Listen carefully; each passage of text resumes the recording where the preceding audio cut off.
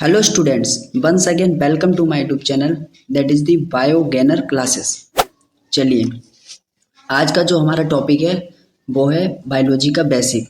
ठीक है, जैसा कि मैंने आप लोगों को पिछली वीडियो में बताया था। हाँ, पहले अगर आप लोगों ने वो वीडियो नहीं देखी है जिसमें मैंने आपको 11th का सिलेबस बता रखा है बिल्कुल सीक्वेंस वाइज, कितनी यूनिट्स होती हैं, कितने चैप्टर आपको एनसीईआरटी में पढ़ने हैं, तो पहले आप लोग क्या करिए वो वाली वीडियो देखिए जिससे आप लोगों को नॉलेज हो जाएगी कि मुझको पढ़ना क्या है। और अगर वो वीडियो आपको नहीं मिल रही है तो मैं क्या करूँगा, उसकी लिंक इस वीडियो के नीचे डिस्क्रिप्शन में लगा दूंगा और आप लोग आसानी से उस वीडियो को देख सकते हैं। चलिए हम वापस आते हैं अपने इस टॉपिक पर। जैसा कि आप लोगों ने थंबनेल में देख ही लिया होगा, क्लास 11th बायोलॉजी, और जानते हैं यूपी बोर्ड के लिए, और ये पहली वीडियो है। ठीक है, बेसिक्स ऑफ बायोलॉजी की पहली वीडियो है और बिल्कुल हम बात करेंगे बेसिक से। ठीक है, इसमें हमको क्या देखना है कि देखो डायरेक्ट एनसीईआरटी में चैप्टर दे रखा है आपका फर्स्ट यूनिट में द लिविंग वर्ल्ड। चाहता तो मैं भी उसको डायरेक्टली पढ़ा सकता था, लेकिन मैं सोचता हूँ कि आप लोगों को कुछ नहीं आता है बायोलॉजी में, इसलिए मैं पहले आपको उस चैप्टर तक पहुँचने के लिए पीछे क्या कनेक्शंस हैं उसको मैं बताता हुआ चलूँगा। चलिए सबसे पहले हम एक बात समझेंगे कि आप लोगों ने जंगल भी देखा होगा और बहुत सारे जीव भी देखे होंगे। जैसे यहाँ पे स्क्रीन पर आप लोग देख रहे होंगे, यहाँ पर आप लोगों को कई सारे जीव देखने को मिल रहे हैं। अगर मैं आपसे इसमें एक क्वेश्चन पूछूं नॉर्मली कि आप लोगों को इसमें क्या दिखाई दे रहा है, तो आप लोग मुझसे क्या बोलोगे? आप लोग कहोगे कि सर इसमें बहुत सारे जीव हैं, पेड़ हैं, पौधे हैं। ये तो आपने सुपरफिशियली मुझको बता दिया। आपकी जो आंखें देख पा रही हैं आपने वो बता दिया। आपने बताया कि सर इसमें एक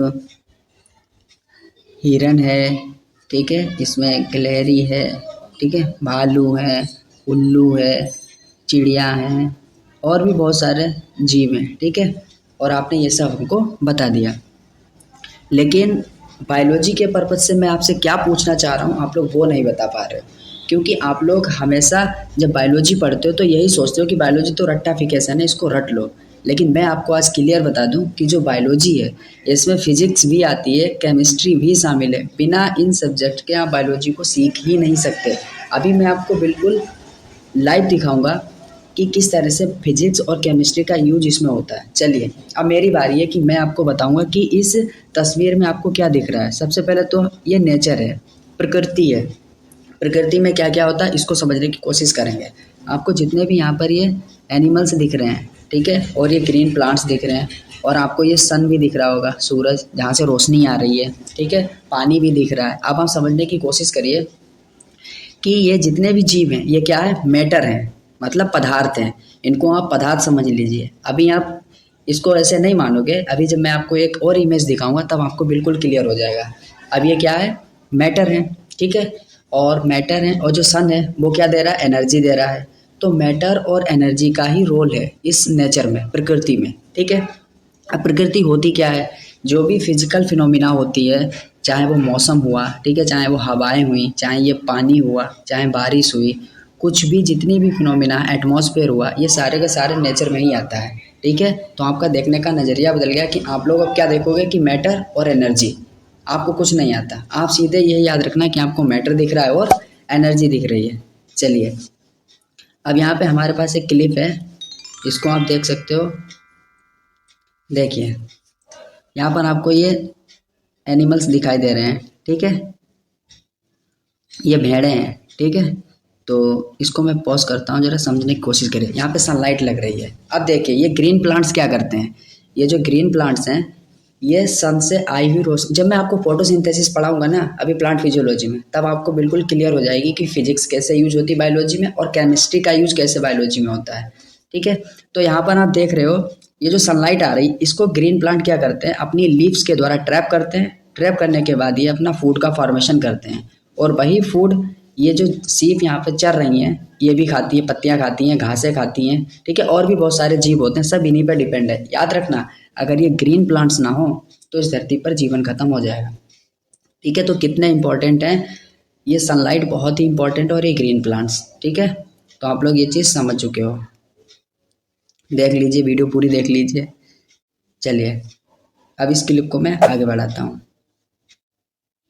अब देखिए जो मैंने अभी आपको बात बोली थी कि फिजिक्स और केमिस्ट्री का यूज कैसे होता है, तो यहाँ पर आप लोग एक चीज़ देख रहे हो, मैटर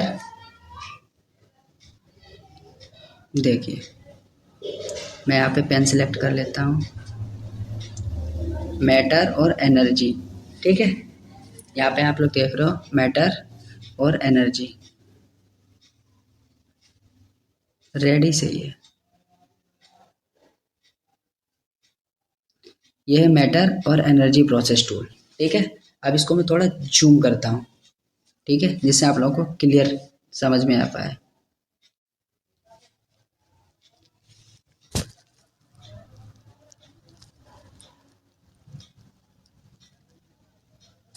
अब यहाँ पे आप देखिए, देखिए ये यहाँ पे आपका सन है, ठीक है। यहाँ से ये लाइट आ रही है, ठीक है। अब ये लाइट क्या हुई, इन पत्तियों पे पड़ी, ठीक है।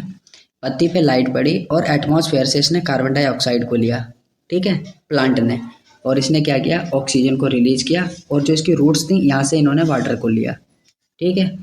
और यही है फोटोसिंथेसिस, बिल्कुल डिटेल में बताऊंगा। और इन्होंने फूड का फॉर्मेशन किया। अब आप समझ सकते हो जो ये लाइट एनर्जी थी, ठीक है, इस लाइट एनर्जी को इसने क्या किया, केमिकल एनर्जी में चेंज कर दिया, ठीक है, और प्लस हीट निकल गई। याद रखना ये तो थर्मोडायनामिक्स का लॉ है कि जितनी भी एनर्जी होती है, आप जितनी एनर्जी खर्च करोगे आपको उतना प्रोडक्शन नहीं मिलेगा, कुछ हीट के फॉर्म में रिलीज हो जाती है, ठीक है। और यही होती है फोटोसिंथेसिस की प्रोसेस। यहाँ पर आपने देखिए फिजिक्स भी यूज करी और केमिस्ट्री भी यूज करी। केमिस्ट्री कैसे यूज करी, ये जो वाटर यूज किया, ठीक है, कार्बन डाइऑक्साइड यूज की, और ये फिजिक्स है जो आपने सन से लाइट को यूज किया, एटमॉस्फेयर से कार्बन डाइऑक्साइड को यूज किया और ये फूड बना दिया। ये प्रोसेस है, ये बायोलॉजी हो गई, ठीक है। चलिए आपको आज कुछ नोट नहीं करना है, आज आपको बिल्कुल समझना है। लास्ट में 2-3 स्लाइड्स हैं जहाँ पे आपको मैं बता दूंगा, बिल्कुल नोट कर लेना। ये आप केवल दिमाग में डाल लीजिए, आपका देखने का नज़रिया बदल जाएगा कि बायोलॉजी एक्चुअल में होती क्या है। अब यहाँ पर देखिए एनर्जी का क्या रोल होता है। जैसे मैंने बात करी थी मैटर की, ठीक है, आपको पता है किसी भी पदार्थ की 3 अवस्थाएं होती हैं। मैटर जो भी होता है उसकी कितनी अवस्थाएं होती हैं, उसकी होती हैं 3। पहली होती है सॉलिड, लिक्विड और गैस।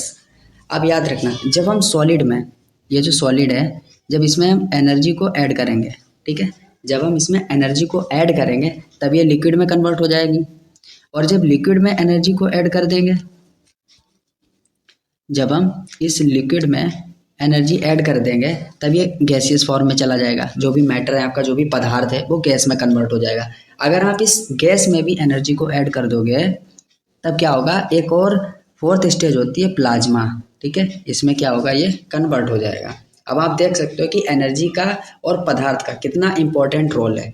आप याद रखना एक बात, जैसे ह्यूमन बॉडी, आप जैसा हम लोगों को देखते हो, आपको ह्यूमन बॉडी जैसी दिखाई देती है, मरने के बाद क्या होता है, रिसाइकिल ऑफ मटेरियल्स तो होता है। जितने भी पदार्थ है, कार्बन, हाइड्रोजन, नाइट्रोजन, वो क्या होते हैं, मिट्टी में मिल जाते हैं। यही तो होता है, यही तो रिसाइकिल है। एनर्जी कभी भी बेस्ट नहीं होती है। एनर्जी आप थर्मोडायनामिक्स में लॉ पढ़ोगे कि एनर्जी को ना तो हम क्रिएट कर सकते हो, ना ही उसको डिस्ट्रॉय कर सकते हैं, ठीक है। एक फॉर्म से दूसरी फॉर्म में उसको कन्वर्ट ही कर सकते हैं। तो यही हो रहा है कि एनर्जी जैसे हम ऐड कर रहे हैं, सॉलिड से लिक्विड हो गया, लिक्विड में एनर्जी ऐड करी गैस बन गया, गैस में एनर्जी ऐड करी प्लाज्मिड बन गया, ठीक है। यही सब चलता रहता है। अब देखिए, अब आपको हम समझाएंगे कि ये जो बच्चा है, ठीक है, इसको आप कैसे समझो कि ये एक पदार्थ है, ठीक है। अभी देखो आप समझाओगे।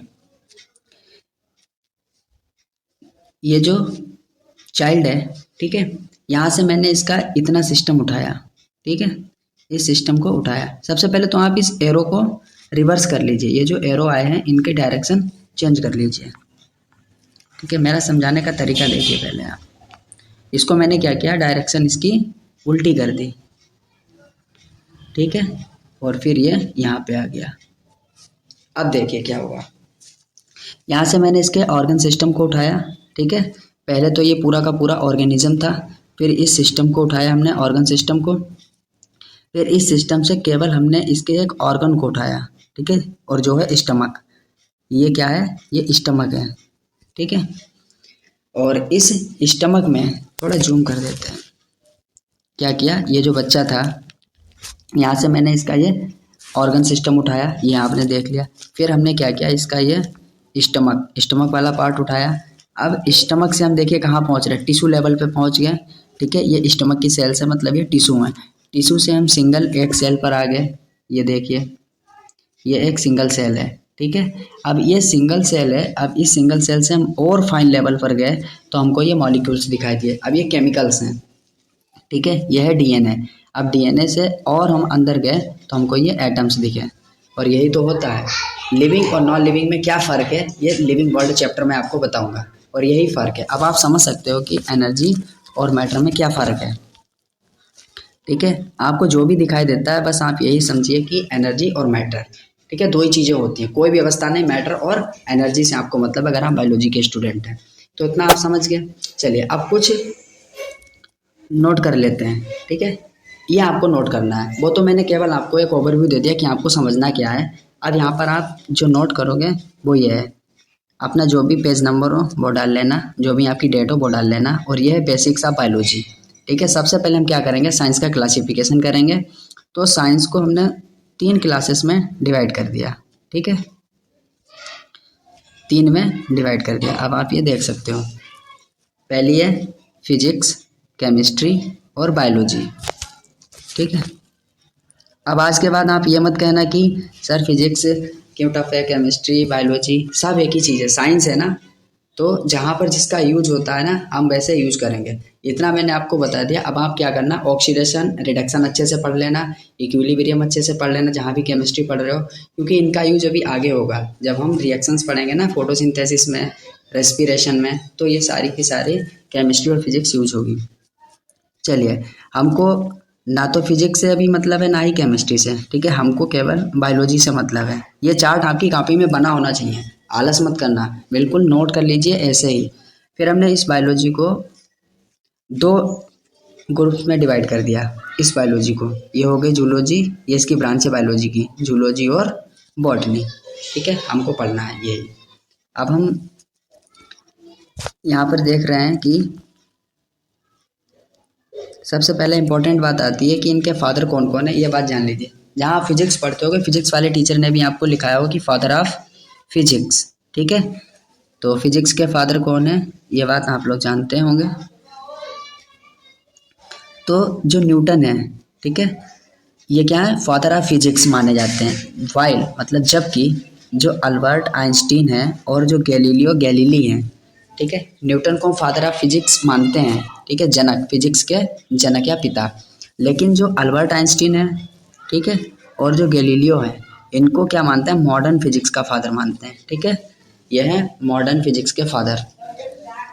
अब हम समझ लेते हैं कि जो फादर ऑफ केमिस्ट्री, ठीक है, केमिस्ट्री के फादर कौन है, तो ये है एंटोनी लेवोसियर, ठीक है। ये जो आप यहाँ पर ये देख रहे हो, हिंदी में इनको लेवासिए बोलते हैं, अंग्रेजी में एंटोनी लेवोसियर, ठीक है, लेवासिए।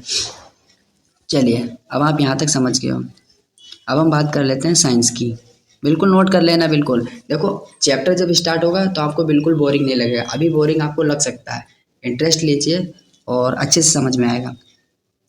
तो साइंस क्या होती है, तो साइंस वर्ड की ओरिजिन, जो आपका लैटिन वर्ड साइंसिया होता है, इससे हुई है, ठीक है, ऐसे ही नोट कर लेना बिल्कुल हिंदी में। साइंस वर्ड की ओरिजिन लैटिन वर्ड साइंसिया से हुई है और जिसका मतलब होता है नॉलेज, ठीक है, जिसका मतलब होता है नॉलेज या ज्ञान का भंडार, ठीक है, मतलब क्यूरोसिटी होनी चाहिए। साइंस का मतलब ये है वाई व्हाट व्हेन, ये कैसे होता है, क्यों होता है, कब होता है, क्या रीजन है इसका। आपके अंदर अगर ये क्वेश्चन नहीं उठे तो आप साइंस के स्टूडेंट हैं ही नहीं, ठीक है।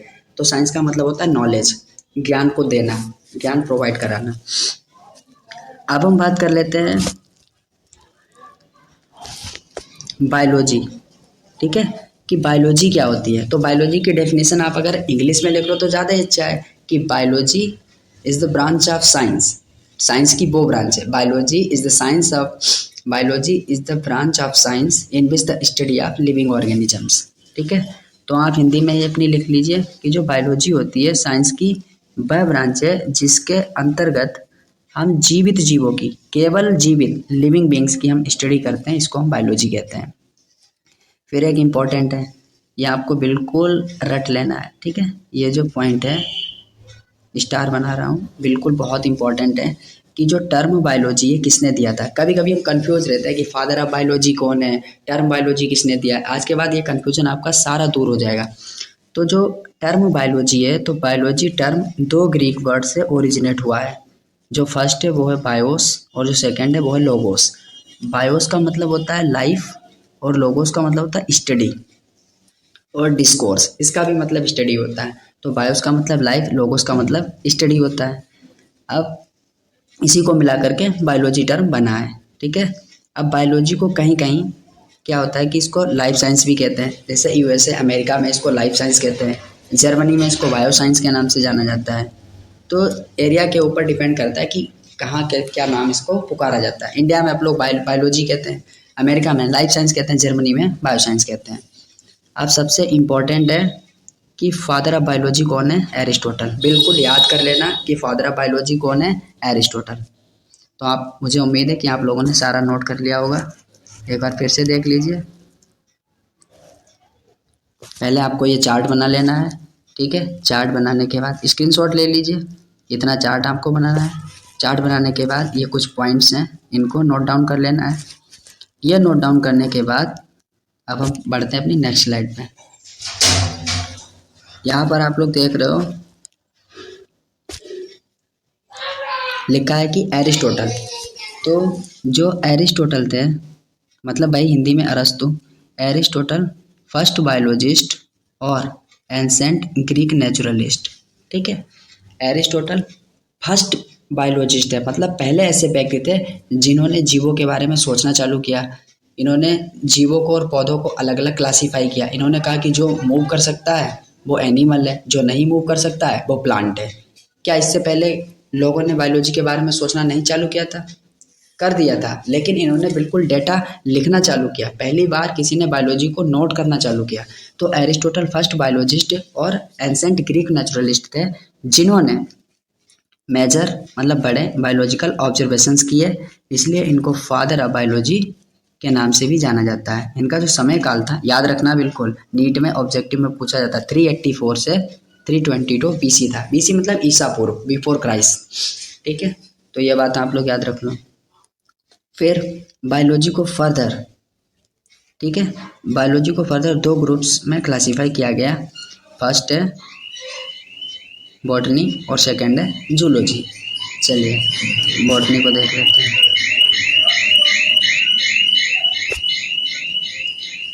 अब हम बात करेंगे कि बॉटनी क्या होती है, ठीक है। तो study of plant is called botany. क्या इसमें कोई दिक्कत है? इतनी लाइन आपने अगर इंग्लिश में ही लिख दी, क्या कोई प्रॉब्लम है? अब आप ये चीज़ देखो कि इंग्लिश में कितना शॉर्ट है, स्टडी या प्लांट इज कॉल्ड बॉटनी। अब आप ऐसे लिखते कि बॉटनी साइंस की वह ब्रांच है जिसके अंतर्गत हम प्लांट्स की स्टडी करते हैं, तो थोड़ा शॉर्ट हो गया ना। आप लैंग्वेज को कैसे भी घुमा फिरा कर लिख सकते हो, बस कॉन्सेप्ट को याद रखना। फिर जो वर्ड बॉटनी है वो ग्रीक वर्ड बॉटने से लिया गया है और जिसका अर्थ होता है पास्चर या प्लांट, ठीक है। और जो बॉस्किन होता है, इसका मतलब होता है लेट, जो ग्रीक वर्ड होता है बॉस्किन, इसका मतलब होता है जो प्लांट होते हैं, एनिमल जिसको चरते हैं, ठीक है, वो चरने वाले प्लांट होते हैं। बॉस्किन ग्रेजिंग लिखा ही है। टेक्निकली बॉटनी को फाइटोलॉजी भी कहा जाता है, कहीं कहीं बॉटनी को फाइटोलॉजी भी कहा जाता है, ठीक है, जर्मनी वगैरह में, ठीक है। जो ग्रीक वर्ड फाइटो, इसका मतलब प्लांट्स होता है, लोगोस का मतलब आप जानते हैं स्टडी, ठीक है। अब सबसे इम्पोर्टेंट पॉइंट, इस पर स्टार भी बना है, ठीक है। थियोफ्रास्टस जो थे, इनका जो जीवन काल था 370 से 287, ठीक है, before Christ, is known as father of botany. अगर आपसे कोई पूछे कि फादर ऑफ बायोलॉजी, तो भी एरिस्टोटल है। फादर ऑफ जूलॉजी, तो भी एरिस्टोटल है। अगर आपसे पूछे कि फादर ऑफ बॉटनी, तो ये थियोफ्रास्टस है, ठीक है। नोट कर लिया इतना। चलिए अब बात कर लेते हैं जूलॉजी की। तो सेकंड हमारा जो ग्रुप है वो है zoology. Study of animals is called zoology. Greek word zoon का मतलब होता है एनिमल्स और लोगोस का मतलब होता है स्टडी। और जैसा कि मैंने आपको बताया कि जो एरिस्टोटल थे, इनको हम फादर ऑफ जूलॉजी कहते हैं, ठीक है। चलिए अब हम बात कर लेते हैं एरिस्टोटल के बारे में। एरिस्टोटल के बारे में चलिए मैं आपको इमेज भी दिखा दूंगा अभी एरिस्टोटल कैसे दिखते हैं। तो एरिस्टोटल के बारे में ये पॉइंट आप बिल्कुल याद कर लेना, ठीक है। सबसे पहला पॉइंट है कि ये एक ग्रीक नेचुरलिस्ट थे। इनका जो टाइम पीरियड था वो था 384 से लेकर 322 BC. Father of biology, father of zoology. और इन्होंने एक बुक लिखी थी जिसका नाम था हिस्टोरिया एनिमलियम। मैं आपसे क्या करूँगा, कम्युनिटी पे क्वेश्चन पूछूंगा, ठीक है। और इम्पोर्टेंट क्वेश्चन जैसे कि एक ये है, ठीक है, फादर ऑफ बायोलॉजी और फादर ऑफ जूलॉजी, और इनकी बुक का नाम पूछ सकता हूँ मैं, ठीक है। चलिए अब बात कर लेते हैं थियोफ्रास्टस की। थियोफ्रास्टस,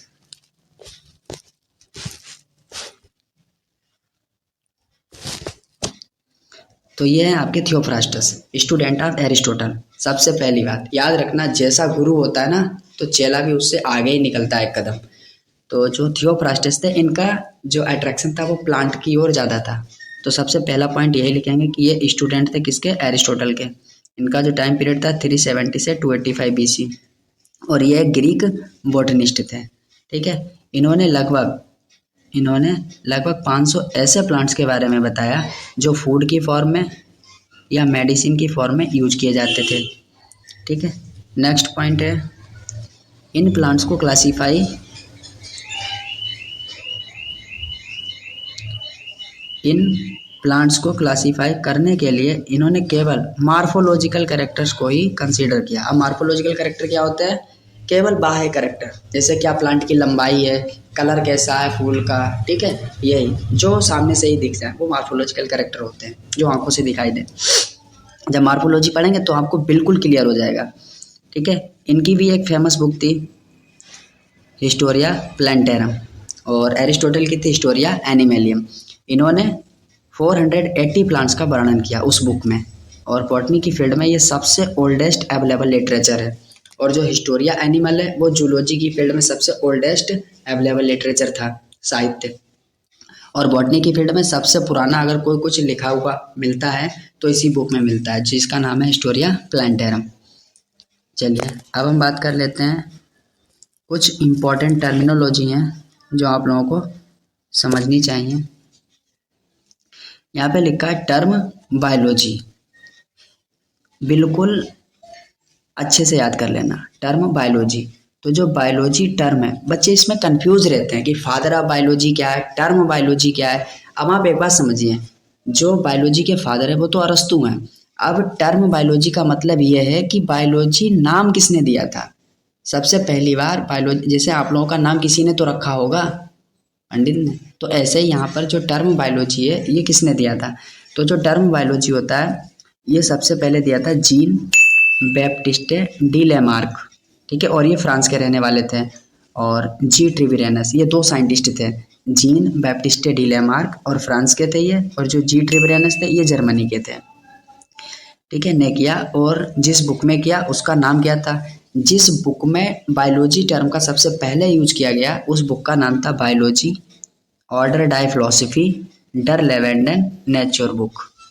बायोलॉजी ऑर्डर डाई फिलोसफी डर लेवेंडन नेचर, ठीक है, इस बुक का नाम ये था। इसमें बायोलॉजी टर्म का सबसे पहले यूज किया गया था, और किसने किया था, जीन बैप्टिस्टे डी लेमार्क और जी ट्रिविरेनस।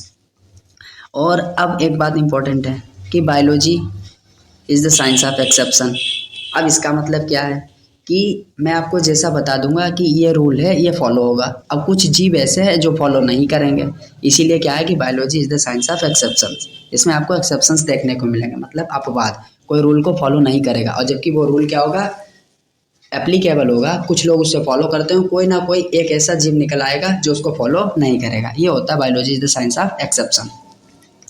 अब एक इम्पॉर्टेंट साइंटिस्ट थॉमस हेनरी हक्सल है, इन्होंने यूनिफाइंग कंसेप्ट ऑफ बायोलॉजी दिया, ठीक है। इन्होंने कहा कि जो बायोलॉजी है ये केवल यूनिफाइंग है, इतना आप लोग याद रखो कि इन्होंने यूनिफाइंग कंसेप्ट ऑफ बायोलॉजी दिया, और वो था इवोल्यूशन से रिलेटेड।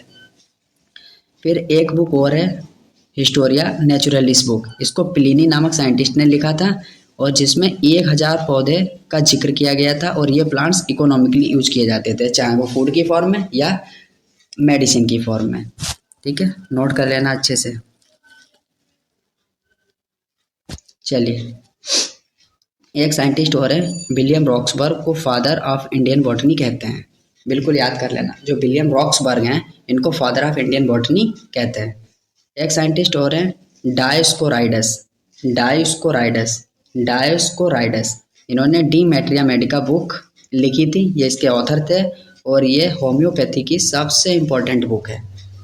तो आज मैंने आपको जितना भी ये नोट कराया है ना, ये आपको याद होना चाहिए, क्योंकि मैं कम्युनिटी में जब क्वेश्चन करूँगा ना तो आपको आंसर देना है। मैं पूछ सकता हूँ फादर ऑफ बायोलॉजी कौन है, फादर ऑफ बॉटनी कौन है, ठीक है, फादर ऑफ फिजिक्स केमिस्ट्री, ठीक है। और मैं आपसे पूछ सकता हूँ कि जो बुक हैं, बुक के नाम पूछ सकता हूँ, बुक किसने लिखी है, ठीक है। तो ये सारा आपको याद करना है। और कल थोड़ा मैं आपको ये बताऊँगा हिस्ट्री, बायोलॉजी की हिस्ट्री के बारे में बताऊँगा। क्या भारत में बायोलॉजी के बारे में कोई जानता था इससे पहले, अरस्तू से पहले बायोलॉजी के बारे में कोई जानता था या नहीं? तो इस हिस्ट्री को कंटिन्यू करेंगे कल, ठीक है। तो आपने आज बहुत कुछ पढ़ा है और कुछ क्वेश्चन करूँगा, ठीक है। यहाँ से स्टार्ट किया था मैंने, आपने नेचर के बारे में समझा, ठीक है, कैसे फिजिक्स और केमिस्ट्री को अप्लाई करते हैं बायोलॉजी में। फिर एक छोटा सा वीडियो दिखाया था। फिर मैंने आपको बताया था कि फोटोसिंथेसिस प्रोसेस में कैसे फिजिक्स और केमिस्ट्री का यूज होता है। फिर मैंने आपको बताया था एनर्जी को यूज़ करो और मैटर की फॉर्म को चेंज करते रहो। फिर मैंने आपको बताया था कि जो भी जीव आपको जैसा दिखता है, अगर आप उसको फाइन लेवल पर डिस्ट्रॉय करते चले जाओगे तो फाइनली आपको केवल केमिकल और मॉलिक्यूल्स मिलेंगे। जो सच है वो ऑर्गेनिक केमिस्ट्री है। फिर मैंने आपको कुछ नोट कराया था, ठीक है। जो एक चार्ट था वो बनवाया था, जो ये वाला चार्ट था, ये बनाया आपने, अच्छे से बना लिया होगा मुझे पता है। फिर मैंने एरिस्टोटल और कुछ बुक्स थी उनको लिखाया। चलिए, यहाँ तक आपने अगर वीडियो देखी है तो बहुत बहुत शुक्रिया कहना चाहूँगा। अगर आपने वीडियो को लास्ट लास्ट तक देखा, अगर आपको थोड़ा सा भी बेनिफिट हो इससे, तो क्या करिए आप लोग मेरे इस चैनल को सब्सक्राइब कर लीजिए और सपोर्ट करिए मुझको, ठीक है। और वीडियो को ज़्यादा से ज़्यादा शेयर करिए, जिससे क्या होगा कि मैं मोटिवेटेड रहूँगा वीडियो बनाने के लिए। और क्या करूँगा, मैं 11th का पूरा सिलेबस अपलोड करूँगा, चाहे व्यूज़ आएँ चाहे ना आए। चलिए, अगली बार क्या होगा, थोड़ा सा पोर्शन बचा है बेसिक सा बायोलॉजी का, उसको कंप्लीट करते ही मैं द लिविंग वर्ल्ड चैप्टर को स्टार्ट कर दूंगा। तो मिलते हैं अपनी नेक्स्ट वीडियो में, तब तक के लिए बाय बाय।